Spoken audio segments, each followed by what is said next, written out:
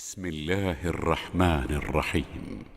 خلق السماوات بغير عمد ترونها وألقى في الأرض رواسي أن تميد بكم وبث فيها من كل دابة وأنزلنا من السماء ماء فأنبتنا فيها من كل زوج كريم هذا خلق الله فأروني ماذا خلق الذين من دونه بل الظالمون في ضلال مبين. അസ്സലാമു അലൈക്കും വറഹ്മത്തുള്ളാഹി വബറകാതുഹു. ഖുർആൻ പദം 1401 ദിവസത്തിലേക്ക് എല്ലാവരെയും ഹാർദമായി സ്വാഗതം ചെയ്യുന്നു. വിശുദ്ധ ഖുർആനിലെ 31 അധ്യായമായ സൂറത്തുൽ ലുഖ്മാനിലെ 10-11 ആയത്തുകളാണ് ഇന്ന് പഠനവിധേയമാക്കുന്നത്. ക്ലാസ് ആരംഭിക്കുന്നതിനായി ആദരണീയനായ ഡോക്ടർ A.I. വിലായത്തുള്ള സാഹിബിനെ ക്ഷണിക്കുന്നു. السلام عليكم ورحمة الله وبركاته. أعوذ بالله من الشيطان الرجيم. بسم الله الرحمن الرحيم. خلق السماوات بغير عمد ترونها وألقى في الأرض رواسي أن تميد بكم وبث فيها من كل دابة وأنزلنا من السماء ماء فأنبتنا فيها من كل زوج كريم هذا خلق الله فأروني ماذا خلق الذين من دونه بل الظالمون في ضلال مبين. صدق الله العلي العظيم. സൂറത്തുൽ ലുഖ്മാനിലെ 10-11 ആയത്തുകളാണ് ഞാൻ നിങ്ങളെ കേൾപ്പിച്ചിട്ടുള്ളത്. ഈ സൂറത്തിന്റെ ആദ്യത്തെ ആയത്ത് മുതൽ ഒരു ആമുഖ സ്വഭാവത്തിലുള്ള ആയത്തുകളായിരുന്നു 8-ാമത്തെ ആയത്ത് ഉൾപ്പെടെ 9-ാമത്തെ ആയത്ത് ഉൾപ്പെടെയുള്ള ആ ഭാഗം. അതില് അള്ളാഹുവിന്റെ ആയാത്തുകളോട്, അള്ളാഹുവിന്റെ വേദഗ്രന്ഥത്തിലെ യുക്തിസമ്പൂർണമായ കിതാബിലെ ആയാത്തുകളോട് വ്യത്യസ്തമായ 2 വിധത്തില് പ്രതികരിക്കുന്ന വിഭാഗങ്ങളെയാണ് പരാമർശിക്കുകയുണ്ടായത്. വിജയികളായിട്ട് അള്ളാഹു വിശേഷിപ്പിച്ച മഹ്സിനുകൾ, സുഹൃതവാന്മാർ, അവരതിൽ നിന്ന് സന്മാർഗം നേടുന്നു. അവരുടെ റബ്ബിന്റെ അടുക്കൽ നിന്നുള്ള കാരുണ്യത്തിനും അനുഗ്രഹങ്ങൾക്കും അർഹരായി മാറുന്നു. വേറെ ചിലര് അതിൽ നിന്ന് ആളുകളുടെ ശ്രദ്ധ തിരിച്ചുവിടുന്ന വിധത്തിലുള്ള ലഹുൽ ഹദീസിൽ മുഴുകി കഴിയുന്നവരായി മാറുന്നു. അല്ലെങ്കിൽ ആളുകളെ ലഹുൽ ഹദീസിലേക്ക് ആകർഷിക്കാൻ വേണ്ടിയുള്ള ശ്രമങ്ങളിൽ വ്യാപൃതരാകുന്നു. ഈ 2 ആളുകളും, 2 വിഭാഗം ആളുകളും വ്യത്യസ്തമായ ഫലങ്ങളാണ് അതിലൂടെ നേടുന്നത് എന്ന കാര്യവും അള്ളാഹു വ്യക്തമാക്കുകയുണ്ടായി. മുഹ്സിനുകളെ സംബന്ധിച്ചിടത്തോളം വിശുദ്ധ ഖുർആനിലെ അള്ളാഹു മുന്നോട്ട് വെച്ചിട്ടുള്ള സകല ദൈവിക ദൃഷ്ടാന്തങ്ങളെയും പ്രയോജനപ്പെടുത്തുന്ന ആളുകൾക്ക് തീർച്ചയായിട്ടും അനുഗ്രഹങ്ങളുടെ ഉദ്യാനങ്ങൾ, ആരാമങ്ങൾ അള്ളാഹു ഒരുക്കി വെച്ചിട്ടുണ്ട് എന്നിവിടെ പറഞ്ഞപ്പോ ആളുകളുടെ ശ്രദ്ധ ലഹുൽ ഹദീസിലേക്ക് ഒരു ഫലശൂന്യമായ അല്ലെങ്കിൽ നെഗറ്റീവായ ഫലങ്ങൾ മാത്രം ഉണ്ടാക്കുന്ന തരം ഡിസ്ട്രാക്ഷൻസിലേക്ക് ആളുകളെ കൊണ്ടുപോകുന്ന ആളുകൾക്ക് അവർക്ക് കടുത്ത മാനഹാനി ഉണ്ടാക്കുന്ന ശിക്ഷയാണ് വരാനിരിക്കുന്നത് എന്ന കാര്യവും അള്ളാഹു സൂചിപ്പിക്കുകയുണ്ടായി. ദൈവിക ദൃഷ്ടാന്തങ്ങൾ അവരെ കേൾപ്പിച്ചാൽ അവര് ധിക്കാരത്തോടും അഹങ്കാരത്തോടും കൂടി അതൊന്നും കേട്ടില്ല എന്ന വിധത്തില് കാതുകളിൽ എന്തോ ഒരു തടസ്സമുണ്ട്, ഒരടപ്പുണ്ട് എന്ന വിധത്തില് അവര് അതിനോട് അശ്രദ്ധ നൽകാതെ തിരിഞ്ഞു പോയി കളയുന്നു. അപ്പോ ഈ ആളുകള്, അത്തരം ആളുകൾക്ക് വേദനാജനകമായ ശിക്ഷയാണുള്ളത് എന്ന സന്തോഷ വാർത്ത അറിയിക്കാനും അള്ളാഹുവിടെ നബി സല്ലല്ലാഹു അലൈഹി വസല്ലമയോട് നിർദ്ദേശിക്കുകയുണ്ടായി. എന്നാൽ വിശ്വാസം ഉൾക്കൊള്ളുകയും സൽപ്രവർത്തനങ്ങളിൽ ഏർപ്പെടുകയും ചെയ്ത ആളുകൾക്ക് അനുഗ്രഹങ്ങളുടേതായ സ്വർഗം അവരതിൽ നിത്യമായി വസിക്കും. അള്ളാഹുവിന്റെ അലംഘനീയമായ വാഗ്ദാനമാണത്. അവൻ ഏറ്റവും പ്രതാപമുള്ളവനും അതുപോലെ വളരെ യുക്തിജ്ഞനുമായവനാണ് എന്നൊക്കെയാണ് ഈ ആമുഖ ഭാഷണത്തില് നമ്മൾ അള്ളാഹു പറയുന്നതായിട്ട് കാണുകയുണ്ടായത്. അതിനെ തുടർന്ന് ഇന്ന് നമ്മൾ വായിച്ചു വച്ചിരിക്കുന്ന ആ രണ്ടായത്തുകൾ മുഖ്യമായ വിഷയത്തിലേക്ക് വരികയാണ്. മുഖ്യമായ വിഷയം ഈ സൂറത്തില് അള്ളാഹുവിന്റെ ഏകത്വം അല്ലെങ്കിൽ ഏകദൈവത്വത്തിന്റെ യുക്തിപരത ബോധ്യപ്പെടുത്തലും ബഹുദൈവത്വത്തിന്റെ അടിത്തറയില്ലായിക വെളിപ്പെടുത്തലുമാണ്. അള്ളാഹു ആ കാര്യം ഏറ്റവും ഫലപ്രാപ്തിയോടുകൂടി നിർവഹിക്കുന്ന വിധത്തിലുള്ള ചില സംഗതികളാണ് ഇവിടെ ചൂണ്ടിക്കാണിക്കുന്നത്. ഖലഖസ് സമാവാതി ബിഗൈരി അമദിൻ തറൗനഹ. അള്ളാഹു പറയുന്നു, ഖലഖസ് സമാവാത്ത്, അവനാണ് ആകാശങ്ങളെ സൃഷ്ടിച്ചിട്ടുള്ളത്. അള്ളാഹുവാണ് ആകാശങ്ങളെ സൃഷ്ടിച്ചിട്ടുള്ളത്. അത് അള്ളാഹു അല്ല വേറെ ആരെങ്കിലും ആണ് എന്ന് ക്ലെയിം ചെയ്തുകൊണ്ട് ആരും വന്നിട്ടില്ല. അത് മനസ്സിലാക്കേണ്ട ഒരു കാര്യമാണ്. ആകാശങ്ങളുടെ സൃഷ്ടിപ്പ് എന്ന് പറഞ്ഞാൽ ഈ പ്രപഞ്ച സാകല്യത്തിന്റെ സൃഷ്ടിപ്പ് അള്ളാഹുവാണ് നിർവഹിച്ചിരിക്കുന്നത് എന്ന് അള്ളാഹു സുബ്ഹാനഹു വ തആല എല്ലാ വേദഗ്രന്ഥങ്ങളിലും വളരെ ശക്തമായ ഭാഷയിൽ തന്നെ അസർട്ടീവായിട്ട് ക്ലെയിം ചെയ്തിട്ടുണ്ട്, പ്രസ്താവിച്ചിട്ടുണ്ട്. എന്നിട്ട് അള്ളാഹു അതിനെക്കുറിച്ച് പറയുന്നത് ബിഗൈരി അമദിൻ തറൗനഹ, നിങ്ങൾക്ക് കാണാൻ കഴിയുന്ന വിധത്തിലുള്ള യാതൊരു തൂണുകളും ഇല്ലാതെയാണ് അവൻ ആകാശത്തെ സൃഷ്ടിച്ചിരിക്കുന്നത്. ആകാശത്തെ അള്ളാഹു സൃഷ്ടിച്ചിരിക്കുന്നത് നമ്മൾ മേലോട്ട് നോക്കുമ്പോൾ കാണുന്ന നമ്മളുടെ കാഴ്ചയുടെ പരിമിതി നിർണയിക്കുന്ന ഒരു മേലാപ്പുണ്ട്. അതാണ് നമ്മൾ ആകാശമായിട്ട് മനസ്സിലാക്കാറുള്ളത്. അങ്ങനെ തുറന്നു കിടക്കുകയല്ലല്ലോ. അനന്തതയിലേക്ക് അങ്ങനെ തുറന്നു കിടക്കുന്ന വിധത്തിലല്ല നമ്മളുടെ മേൽഭാഗമുള്ളത്, ഉപരിലോകമുള്ളത്. മറിച്ച് അവിടെ ഒരു കാനോപ്പി പോലെയുള്ള ഒരു മേലാപ്പ് പോലെയുള്ള ഒരു സംഗതി നമ്മൾ കാണുന്നുണ്ട്. ആ വിദൂരതയില് നമുക്ക് കാണാൻ കഴിയുന്ന ആ മേലാപ്പ്, ആ കാനോപ്പി, അതിനെയാണ് നമ്മൾ ആകാശം എന്ന് പൊതുവെ പറയാറുള്ളത്. ഇത് നമുക്ക് പോയി തൊട്ട് നോക്കാൻ കഴിയുന്നതോ അല്ലെങ്കിൽ അതിന്റെ ഡിസ്റ്റൻസ് പരിധി വെച്ച് നിർണയിച്ചു വെക്കാൻ കഴിയുന്നതോ ഒന്നും ആയ കാര്യമല്ല. വളരെ വളരെ അകന്നു പോകുന്ന, നമ്മൾ അതിന്റെ ആ സാന്നിധ്യത്തിലേക്ക് എത്താൻ വേണ്ടി ശ്രമിച്ചാൽ അത് വീണ്ടും അത്ര തന്നെ വിദൂരമായിട്ട് അനുഭവപ്പെടുന്ന ഒരു സംഗതിയാണ്. അതുകൊണ്ട് നമുക്ക് അതെന്തോ ആവട്ടെ, ആകാശത്തിന്റെ രൂപവും പ്രകൃതവും ഘടനയും ഒക്കെ എന്ത് തന്നെ ആയാലും ഉപരിലോകം എന്നത് അല്ലെങ്കിൽ ഈ പ്രപഞ്ച സാകല്യം എന്നത് അതിന്റെ സൃഷ്ടിപ്പ് വളരെ അത്ഭുതകരമായ, മനുഷ്യനെ വളരെയേറെ വിസ്മയിപ്പിക്കുന്ന ഒരു സംഗതിയാണ്. കാരണം അങ്ങനെ ഒരു കാനപ്പി പോലെയുള്ള ഒരു കവറിങ് നമ്മൾ മേലോട്ട് നോക്കുമ്പോൾ ഉപരിലോകത്ത് നമുക്ക് കാണാൻ പറ്റുന്നുണ്ട്.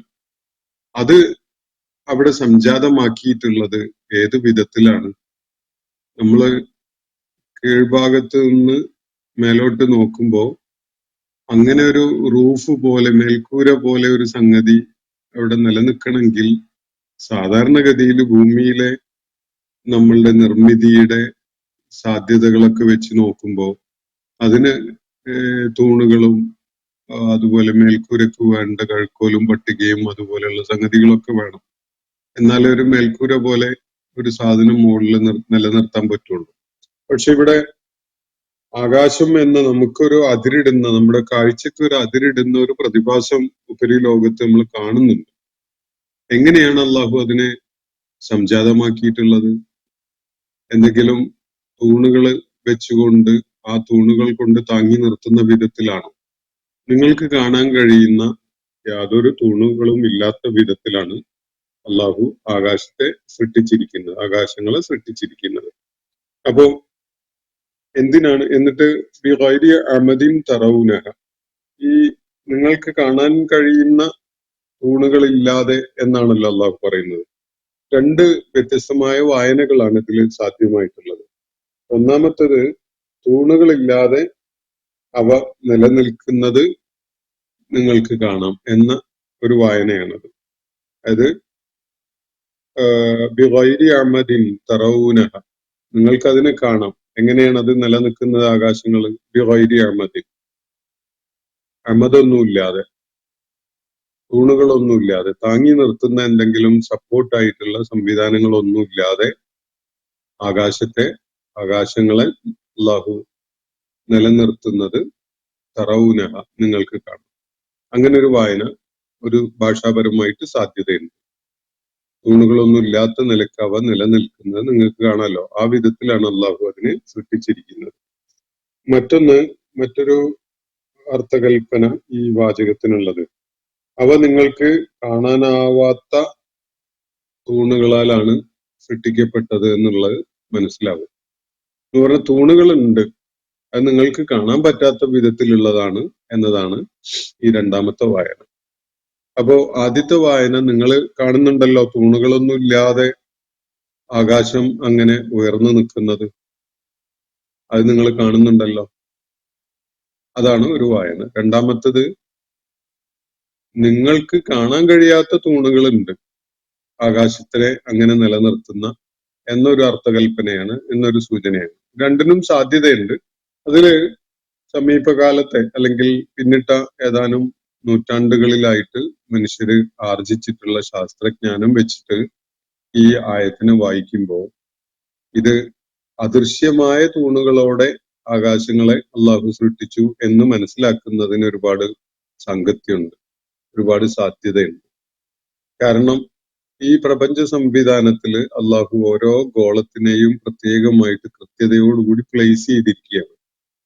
അതിന് ഒരു കൃത്യമായ അകലമാണ് ഇതര ഗോളങ്ങളിലേക്കുള്ളത്.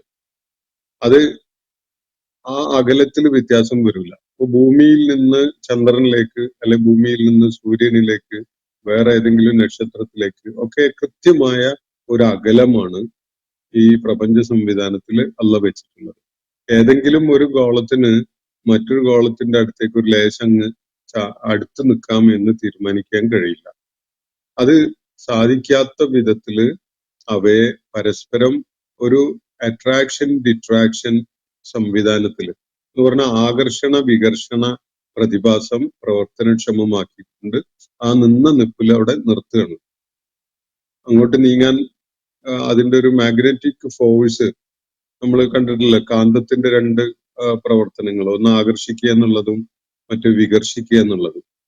ഈ വിധത്തില് ഇങ്ങോട്ട് വലിച്ച് അടുപ്പിക്കുന്ന ഒരു പ്രതിഭാസവും അതുപോലെ അകറ്റി നിർത്തുന്ന ഒരു പ്രതിഭാസവും.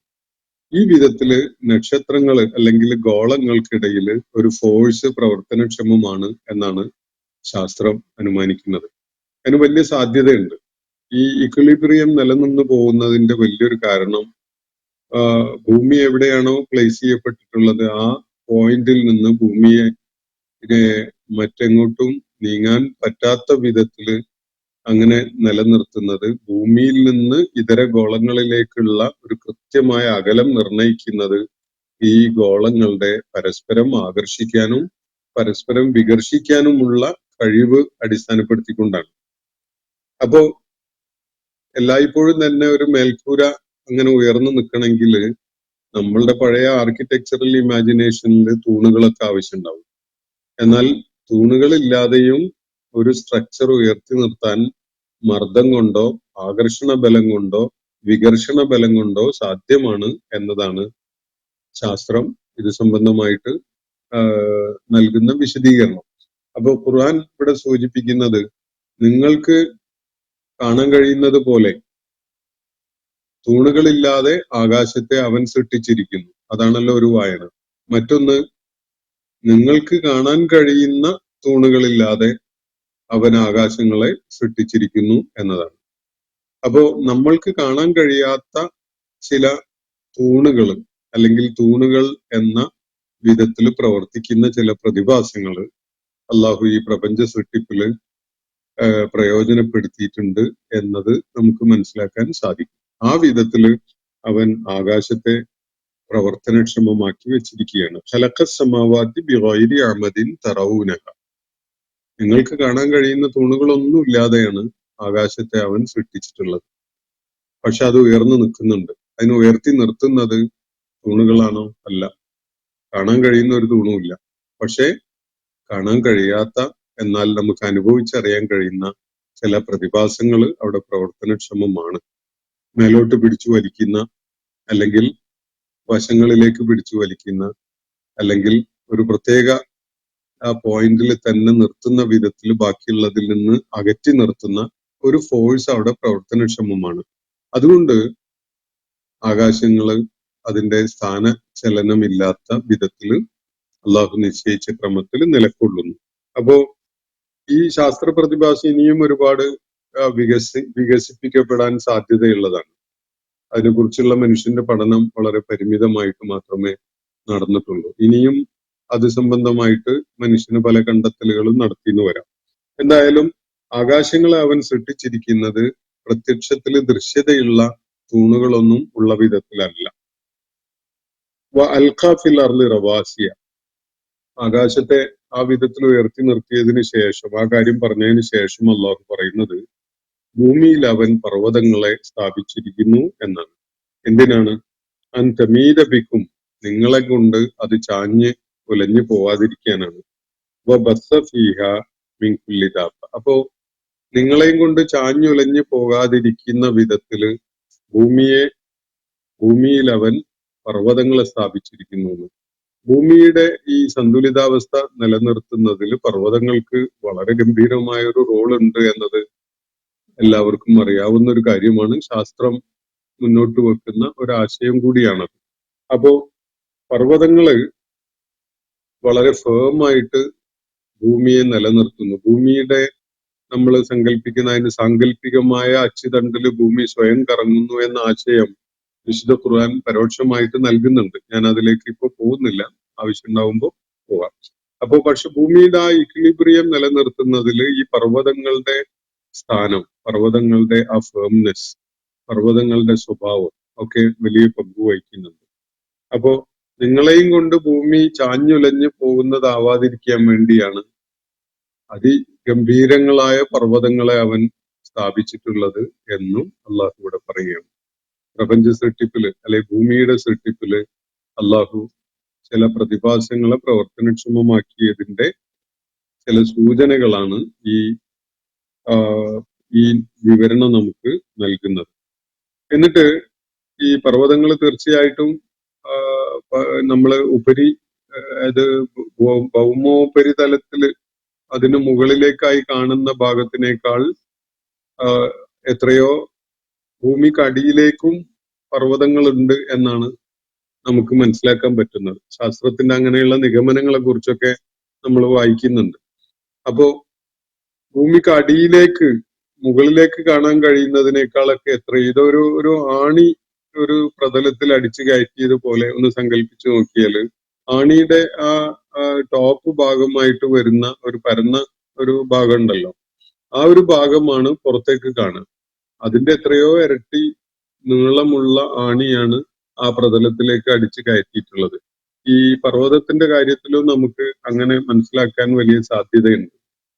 പുറത്തേക്ക് കാണുന്ന അതിനേക്കാൾ എത്രയോ ഏറെ അത് ഭൂമിയുടെ അടിയിലേക്ക് ഉണ്ട് എന്നതാണ് സൂചിപ്പിക്കപ്പെടുന്നത്. അപ്പോ അതാണ് ഭൂമിയുടെ ബാലൻസിനെ, അതിന്റെ ഇക്വിലിബ്രിയത്തിനെ, അതിന്റെ അച്ചുതണ്ടിലുള്ള കറക്കത്തിനെ, അതിന്റെ ദിശയെ ഒക്കെ നിർണയിക്കുന്ന ഏറ്റവും സുപ്രധാനമായ ഫാക്ടർ.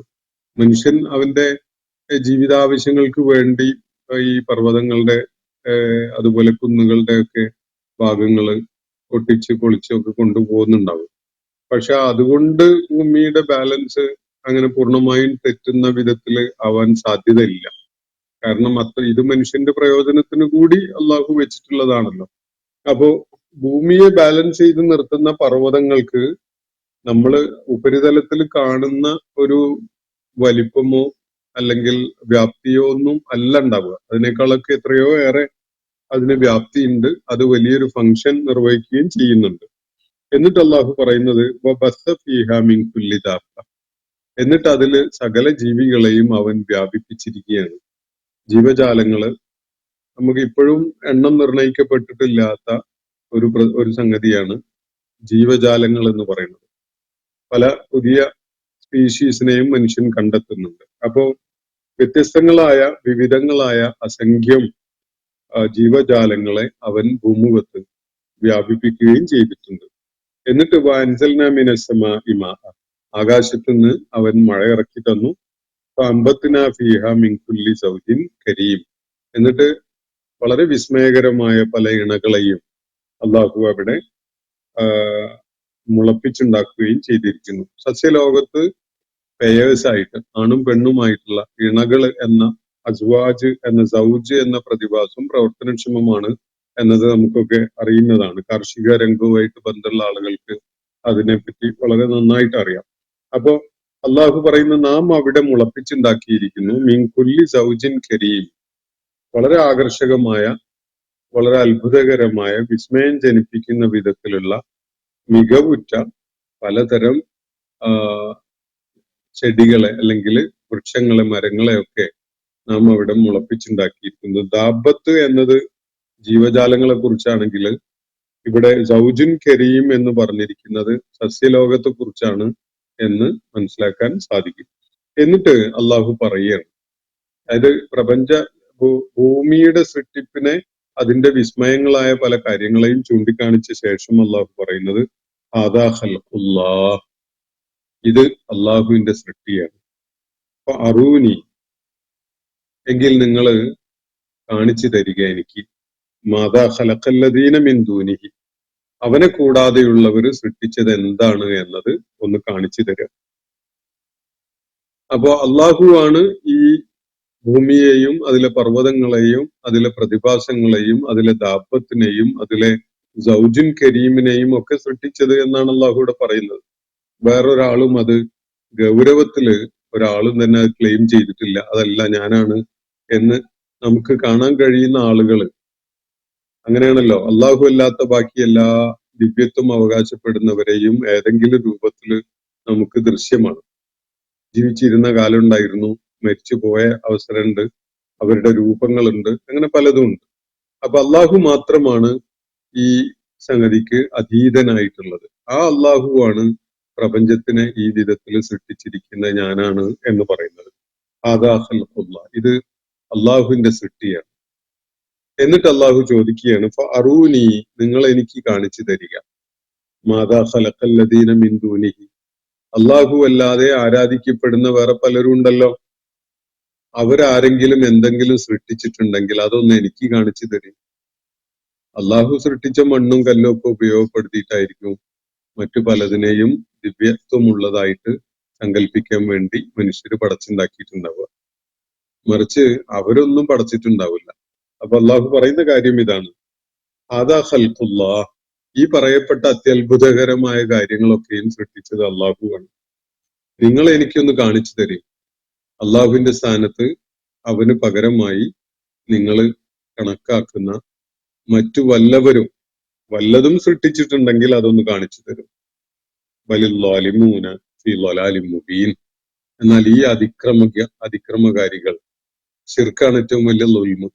അപ്പോ അള്ളാഹുവില് പങ്കാളികളെ കണ്ടെത്തുന്ന അല്ലെങ്കിൽ ചേർക്കുന്ന ആ ളുൽമ് ചെയ്യുന്ന ആളുകളുണ്ടല്ലോ, അവര് വല്ലാതെ പിഴച്ചുപോയ ആളുകളാണ്.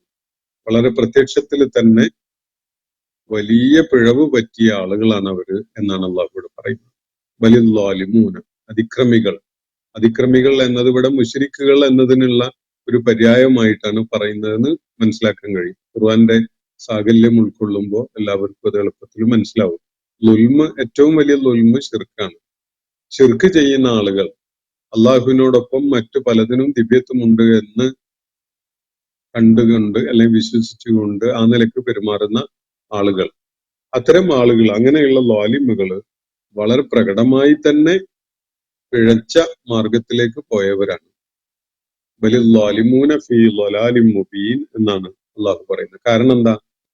അള്ളാഹു അല്ലാത്ത ഒരാളും ഒന്നും സൃഷ്ടിച്ചിട്ടില്ല. ഉണ്ടെങ്കിൽ നിങ്ങൾ കാണിക്കും. ഇതൊക്കെയും അള്ളാഹുവാണ് സൃഷ്ടിച്ചത്. അപ്പൊ ഇതൊക്കെയും അള്ളാഹുവാണ് സൃഷ്ടിച്ചത് എന്നതിനുള്ള തെളിവെന്താണ്? ഒന്ന്, അള്ളാഹു അത് അവകാശപ്പെടുന്നുണ്ട്. രണ്ട്, വേറെ ആരും അത് അവകാശപ്പെടുന്നില്ല. ഇനി ആരെങ്കിലും അവകാശപ്പെടുകയാണെങ്കിൽ തന്നെ അവരാരും അത് അർഹതയുള്ള വിധത്തിൽ അവകാശപ്പെട്ടതാണ് എന്നത് നമുക്ക് ബോധ്യപ്പെടാവുന്ന യാതൊരു തെളിവുമില്ല. കാരണം എന്താണ്? അവരൊക്കെ ഇവിടെ നമ്മുടെ കൺമുന്നിലുള്ള ആളുകളാണ്. ഏതോ ഘട്ടത്തിൽ ജീവിച്ചവരാണ്, ഏതോ ഘട്ടത്തിൽ ഭൂമുഖത്തുണ്ടായിരുന്നവരാണ്, അല്ലെങ്കിൽ ജീവിച്ചു എന്ന് സങ്കല്പിക്കപ്പെടുന്നവരാണ്. അതുകൊണ്ട് തന്നെ അവരൊന്നും ഈ ഒരു പ്രവർത്തനം ചെയ്തതായിട്ടുള്ള യാതൊരു തെളിവും ഇല്ല. അവർക്ക് അങ്ങനെ ഒരു അവകാശവാദമില്ല. അതുപോലെ അങ്ങനെ അവകാശവാദം ആരെങ്കിലും ഉന്നയിക്കുകയാണെങ്കിൽ അത് വ്യാജമായിട്ട് ഉന്നയിക്കുന്നത് മാത്രമാണ് എന്നത് എല്ലാവർക്കും ബോധ്യപ്പെടും. എനിക്കും വേണമെങ്കിൽ പറയാം ഈ ആകാശവും ഭൂമിയും ഒക്കെ സൃഷ്ടിച്ചത് ഞാനാണ് എന്ന് അവകാശപ്പെടാം. പക്ഷെ നിങ്ങൾ വിശ്വസിക്കുമോ? നിങ്ങൾക്കത് ബോധ്യപ്പെടും? ഇല്ലല്ലോ. കാരണം എന്താ? ഞാൻ നിങ്ങളുടെ കൺമുന്നിൽ ജീവിക്കുന്ന ഒരാളാണ്. എനിക്കൊരു തുടക്കമുണ്ട്, ഒരു ഒടുക്കമുണ്ട്. ആ ഒരു സാധ്യതയിൽ എനിക്ക് കഴിയുന്ന ഒരു കാര്യമല്ല ഇത് എന്നത് നിങ്ങൾക്കും അറിയാം, മാലോകർക്കൊക്കെയും അറിയാം. പക്ഷെ അദൃശ്യനായ പടച്ച തമ്പുരാൻ ഇങ്ങനെ അവകാശപ്പെടുമ്പോ നമ്മളത് തള്ളിക്കളയണോ? ഒരു കാരണവശാലും തള്ളിക്കളയേണ്ടതില്ല. കാരണം എന്താണ്? അള്ളാഹു ഇവിടെ വിവരിക്കുന്ന വിധത്തിലാണ് ആകാശഭൂമികളെ നമുക്ക് കാണാൻ പറ്റുന്നത്. ആകാശഭൂമികളും അതിലുള്ള സകല സംഗതികളും ഒരു യാഥാർത്ഥ്യമായിട്ട് നമ്മുടെ കൺമുന്നിലുണ്ട്. അതുകൊണ്ട് തന്നെ അതിനൊരു സൃഷ്ടാവ് നിർബന്ധമാണ്. ആ സൃഷ്ടാവ് ആരാണ്? അതിനെ എക്സ് എന്ന് വിളിച്ചോളൂ. ആ എക്സിന്റെ പേര് അള്ളാഹു ആണ് എന്ന് മനസ്സിലാക്കിയാൽ കാര്യങ്ങൾ വളരെ വ്യക്തമായിട്ട് നിങ്ങൾക്ക് ബോധ്യപ്പെടും. ഞാൻ ഇന്നത്തെ സെഷൻ ഇവിടെ അവസാനിപ്പിക്കുകയാണ്. എല്ലാവർക്കും വളരെ ഹൃദ്യമായ അതുപോലെ സ്നേഹാർദ്രമായ സന്തോഷത്തിന്റെ ബലിപെരുന്നാൾ ആശംസിക്കുകയാണ്. അള്ളാഹു എല്ലാവരെയും അനുഗ്രഹിക്കുമാറാവട്ടെ. വാഹിർ ദഅ്വാന അനിൽ ഹംദുലില്ലാഹി റബ്ബിൽ ആലമീൻ. അസ്സലാമു അലൈക്കും വറഹ്മത്തുള്ളാഹി വബറകാതുഹു. ഇന്നത്തെ ഖുർആൻ പദം ഇവിടെ സമാപിക്കുന്നു. ഖുർആൻ പഠനത്തിൽ പങ്കെടുത്ത എല്ലാവർക്കും അല്ലാഹു അർഹമായ പ്രതിഫലം നൽകി അനുഗ്രഹിക്കട്ടെ. വആഖിർ ദഅ്വാന അനിൽ ഹംദുലില്ലാഹി റബ്ബിൽ ആലമീൻ. അസ്സലാമു അലൈക്കും വറഹ്മത്തുള്ളാഹി വബറകാതുഹു.